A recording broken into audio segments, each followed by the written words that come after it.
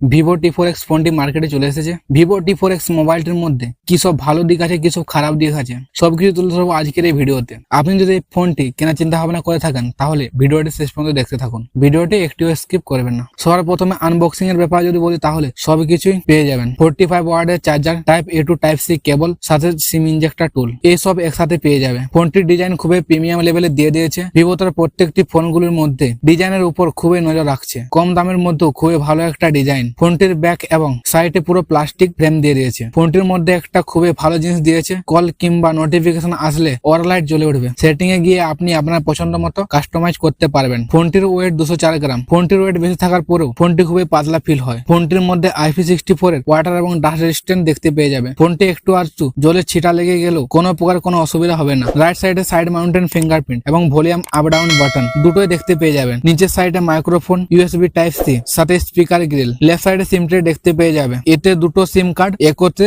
ব্যবহার করতে পারবে। ফোনটির মধ্যে 6.72 ইঞ্চির IPS LCD ডিসপ্লে দিয়ে দিয়েছে, যেটি 120 হার্টজ রিফ্রেশ রেট সাপোর্ট করে। ফোনটির মধ্যে LCD IPS ডিসপ্লে দিয়েছে, AMOLED ডিসপ্লে দিলে খুবই ভালো হতো। ওভারঅল ডিসপ্লে কোয়ালিটি অতটাও খারাপ নয়, কালার ভালো প্রোভাইড করে। IPS LCD ডিসপ্লে থাকার পরেও ফোনটির মধ্যে অলওয়েজ অন ডিসপ্লে দিয়ে দিয়েছে। ইউটিউবে 4K ভিডিও অতি সহজে প্লে করতে পারবেন। ফোনটির মধ্যে ডুয়াল স্টোরেজ স্পিকার দিয়ে দিয়েছে, সাউন্ড 400% পর্যন্ত বাড়ানো যায়। কানেক্টিভিটি হিসেবে Wi-Fi 6 এবং ব্লুটুথ ভার্সন 5.4 এর সাপোর্ট। ফোনটির মধ্যে প্রত্যেকটি সেন্সর দিয়ে দিয়েছে, সেই কারণে কানেক্টিভিটিতে কোনো প্রকার কোনো অসুবিধা দেখতে পাবেন না। এই ফোনটির মধ্যে সবথেকে ভালো ব্যাপার হলো যে MediaTek Dimensity 7300 এর প্রসেসর লাগানো, যেটি 4 nanometer উপর বেস্ট। LPDDR4X RAM, UFS 3.1 এর স্টোরেজ, যেটি এই প্রাইস রেঞ্জের কোনো স্মার্টফোনের মধ্যে দেয় না। অন্তত স্কোর বেরিয়ে আসে 7 লাখের কাছাকাছি। গিগ বেঞ্চমার্ক স্কোরও ঠিকঠাক বের করিয়ে দেয়। ফোনটি BGMI তে 60 FPS এ গেম প্লে করিয়ে দেয়। আপনারা যদি এই বাজেটের মধ্যে একটি ভালো গেমিং ফোন কেনার চিন্তা ভাবনা করে থাকেন তাহলে এই ফোনটি নিতে পারেন। বাকি নরমাল ব্যবহারে কোনো প্রকার কোনো ল্যাগ দেখতে পাবেন না।